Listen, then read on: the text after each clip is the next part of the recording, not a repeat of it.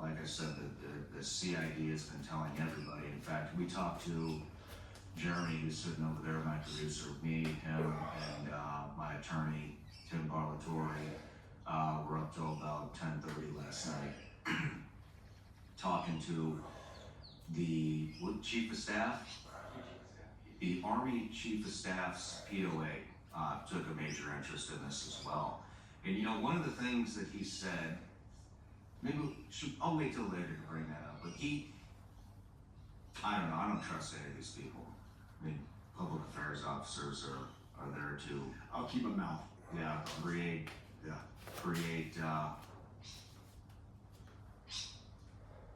PAO is there to protect the command. yeah, 100%, nothing else. yeah. They're not there to shed transparency on anything. They're there to protect the command. Let's recreate what the story is. But, and you know what's interesting? Fuck it, I'm just gonna say it. You know what he said? He goes, on the call, he said, I didn't talk to him, I didn't want to talk to him. So Ed then talked to him. He said, between me and you guys, this guy's Writing articles and different stuff and just investigations, some big, some small, just trying to keep accountability in the military, but develops a robust network within the military, all branches, and people feed into this and send me messages and here and there. Nothing ever like this has ever come in. But well, it started off as comments. So when you have a big Instagram account, you're gonna miss a lot of messages because people message, go to hidden messages and everything else. You miss a lot of stuff. Well, I kept seeing this comment on recent posts that I put in there. It was from this burner account. Said, hey, check your DMs, check your DMs, check your DMs. So I go in there and try to find it. There's no message from this guy. Hadn't come through. And then he messages again once that message was opened up. And I said, hey, the previous messages haven't come through. What do you want to tell me?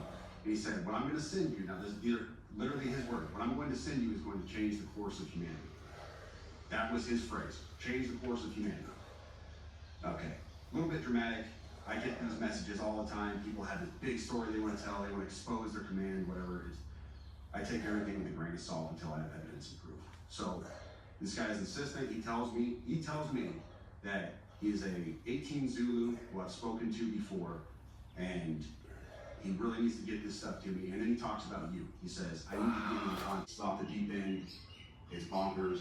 I can't validate or verify any of the stuff in this manifesto. Mm-hmm.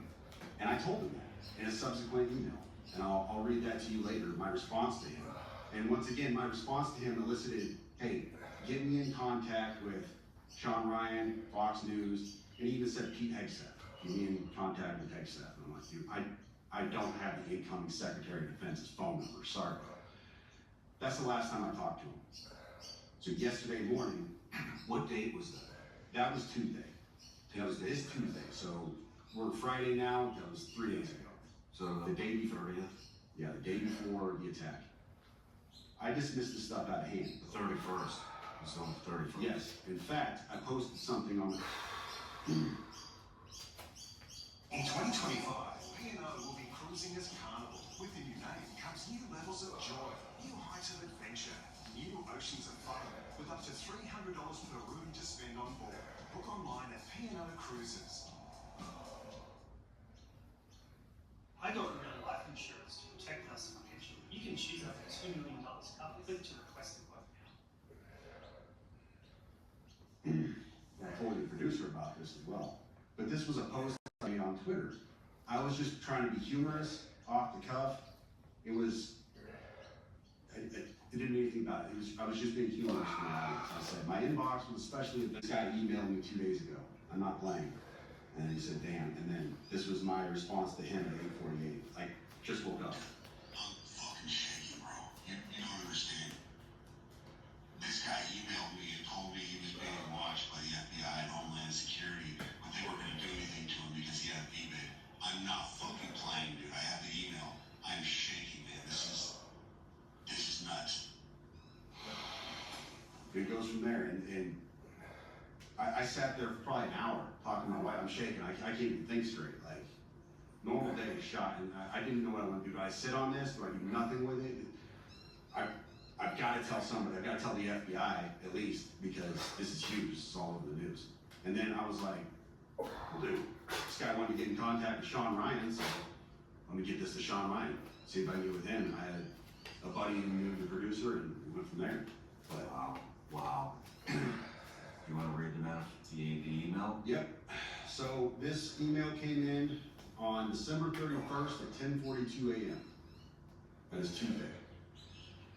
He said, in case I do not make it to my decision point or onto the Mexico border, I am sending this now. Please do not release this until 1 January and keep my identity private until then. First off, I am not under duress or hostile influence or control. My first car was a 2006 black Ford Mustang V6 for verification. Seeing with drones, he puts that in quotes, he says, drones is the operational use of gravitic propulsion.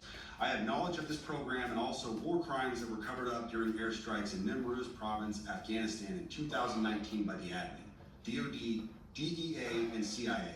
I conducted targeting for these strikes of over 125 buildings. 65 were struck because of CIVCAS, that's civilian casualties, that killed hundreds of civilians in a single day. US FORA continued strikes after spotting civilians on initial ISR. It was supposed to take 6 minutes and scramble all aircraft in CENTCOM.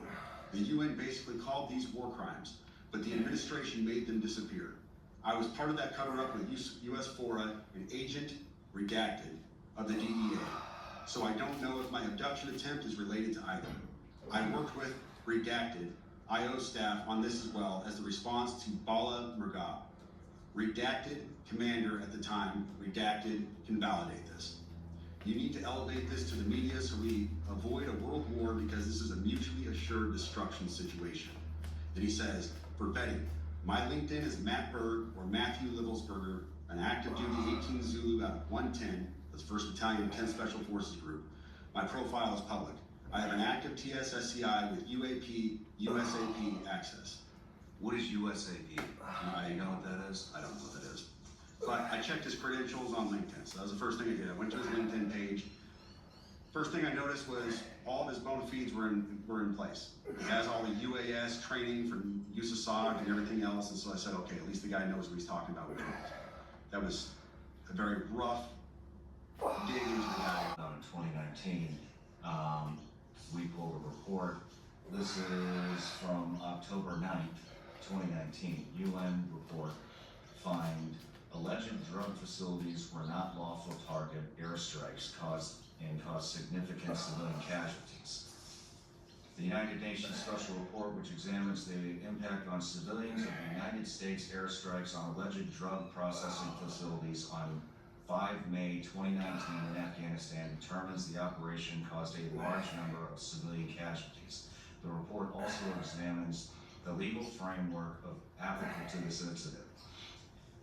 In June 2019, the UN Assistance Mission in Afghanistan, together with representatives of the Afghanistan Independent Human Rights Commission, conducted a site visit to areas impacted by the strikes in Farah Province, Bakwa District, as part of its extensive fact-finding into the 5 May incident.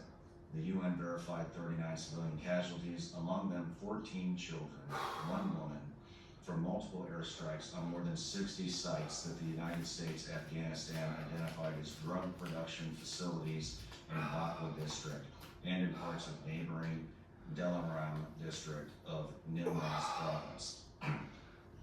Moreover, the UN is working to verify credible reports of at least 37 additional civilian casualties, the majority of whom were women and children.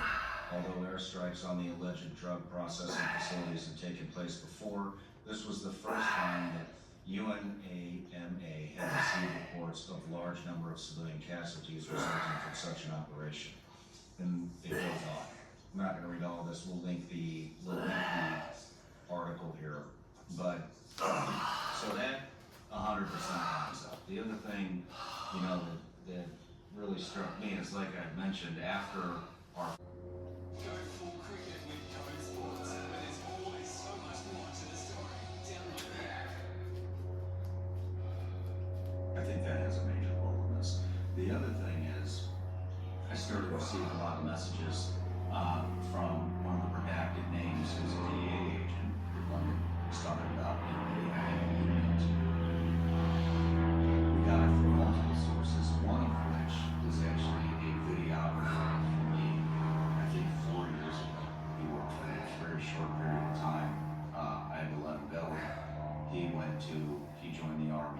went to OCS, became an Army officer, sent me a text, super freaked out. Apparently he was on some rafting trip with somebody that knows the DEA officer and said, hey, this guy's still operational. He wants his name redacted. Not the only one. That also 100% checks out. Now the weird thing is anonymous as this guy wants to remain, if I remember correctly, he posted something about the Green Beret that set the bomb off. Yeah, it was his latest post. Well, Jeremy, what was it? What did he post? It was just, yeah, it was just a report of the story. So, very interesting how all this stuff is lining up. What do you think? I told the guy just downstairs, you know, I jokingly said this to my wife the day that I got that email. I read the email to her. You all have heard the email now. You realize without context of who this person is, how just crazy it sounds. And I told her, I said, well, I mean, I guess if the dude ends up getting rolled up by the feds or he gets killed, we got a story, huh? That went all the way to the top of the Army. And, you know, I'm going to dig in a little bit more on this report from 2019. However, according to international humanitarian law, including international customary law, facilities that contribute economically or financially to the war effort or of a party to a conflict are considered civilian objectives. The report jointly produced by UNAMA and the UN Human Rights Office concludes that the drug facilities associated with workers may not be lawfully made the target of attack and should be protected. The United Nations maintains that considering these objectives and individuals legitimate targets dangerously erode the fundamental principle of distinction, placing the broader civilian population and infrastructure at risk. The report sets out a number of recommendations, including that the appropriate and legal response to illicit drug activity is through law enforcement, not military operations that endanger civilians. Well, and here's the thing. We want to know why the DoD is. The next behind-the-scenes experience exclusively available on Vigilance Elite Patreon. The behind-the-scenes footage is raw and uncut. This is as close to the set as you can possibly get. You can expect anything from off-topic conversations, studio tours, the final moments before the interview starts, and everything in between. The behind-the-scenes content is constantly evolving and will continue to bring you more as we grow. You can gain access for just $15 a month, exclusively at Vigilance Elite Patreon. In 2025, P&O will be cruising as Carnival. With the United comes new levels of joy, new heights of adventure, new oceans of fun, with up to $300 per room to spend on board. Book online at P&O Cruises. Switch to an amazing mobile plan and get a double data deal for 3 miles this summer.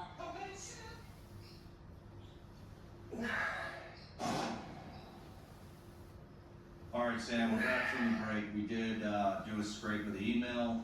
Here is what we got. He actually did email us. This came in on December 29th, 2024 at 10:17 p.m. Emailed through the support desk on Sean. Said he was fine, nothing out of place. His mental state was not something that anybody was concerned about. His ex-girlfriend posted photos of him bragging about how he got a Tesla and all this other stuff. So stick with me here. Very capable guy, but he loads the Tesla up. A Tesla, which Elon Musk brags about being bulletproof, right? So this is one of his selling points, it's bulletproof. We even saw Joe Rogan shoot an arrow at it and wasn't able to puncture this thing. So he loads up a Tesla knowing that it's gonna, not explode like he wants it to with fireworks and a bunch of other junk, when he can make a car bomb that's gonna level this place. Here's what I think. So the PAO, the Army PAO is saying that the body inside the cab did not match the DNA of his child. All right. We also know that there was no, they said he was shot by a desert eagle. We know that there was no signature when it rolled up, so nobody shot themselves when it rolled up to it. You would have seen a large signature. Mr. Guns and Gear, he's on X. He goes into this a lot in depth. He's a firearms expert. He talks about this. There's no signature. So this is what happens. You get a Tesla because you know it can drive itself up to the hotel, the Trump Tower. You put a body in it. You roll it up. It's already burned up. Or it's already shot, excuse me. You don't want to kill anybody because that's not the message you're trying to send. You're not trying to level the tower or kill a bunch of people. So you load it up with fireworks and a bunch of junk to send a message. And we know that his signal number or his signal safety number changed. That can't be done unless you're inside that signal account. And a lot of people conjecture was the FBI inside the signal account, whatever else. But what if he accidentally changed his safety number, goofed up there? He rolled a body up in a Tesla, specifically because a Tesla can drive itself up to the tower, and did what he did to send a message to expose his stuff, and he's still alive out there somewhere. Well, the other He answered a lot of questions. The other thing is maybe the FBI wasn't in his phone, maybe. And I hesitate to even get into this realm because I have no expertise in drones or just call it alien technology, UFO technology, whatever's going on here. But here's one thing that I talked about with the guys downstairs earlier. Several weeks ago, I don't know if you saw that video, it was a New Jersey sheriff or chief of police, I can't remember which, but he flew their own drone up, their own department drone up to try to figure out what's going on. So all these drone issues that were being cited off in New Jersey and everything. And what he commented on video was how fast these things were. He said, we have a pretty robust drone, and they flew it up there to try to catch these drones over there, and they just, bam, they were gone. He said there was no catching them. Never seen anything like it. They don't even know, they have no idea what that could have been. So you have this capability that is, I guess, in line with what we hear about anti-gravity being, and I don't know, what makes you wonder? Well, you have the stuff with Brian Graves and, is it Dan Faber, Dave Faber? Dave Faber. Significant namesake, if you will, but at the same time, it was a fireworks display, and very little more. And if I'm running with the theory that I proposed a little while ago, he didn't want to hurt anybody. He wanted to send a message. No, I mean, it's very obvious. Look, the guy's got great tradecraft. You know, I mean, he changed his signal number, if that was him, or his, whatever the contact number on signal. 20 plus year in special operations at the highest level.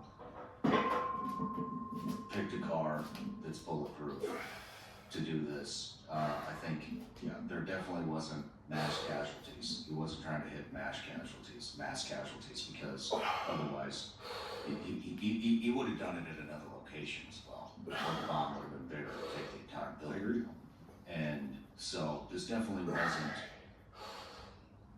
in my opinion, this definitely wasn't incompetence. Another thing to support this. So you got the email. He desperately wanted to talk to you before December 31st. He knew beyond a shadow of a doubt January 1st would go day. Nobody was pressuring him. At the beginning of this email, we see, first of all, I'm not under duress or hostile influence or control. Okay, so he says that. He reached out to you. He was very emphatic that it had to be before December 31st because he was doing this thing on January 1st. For some reason, that was a landmark day. Maybe it was just because big day for everybody, January 1st. But he was very emphatic that was the time, and then the thing he was trying to do was, overall, more than anything, was get a message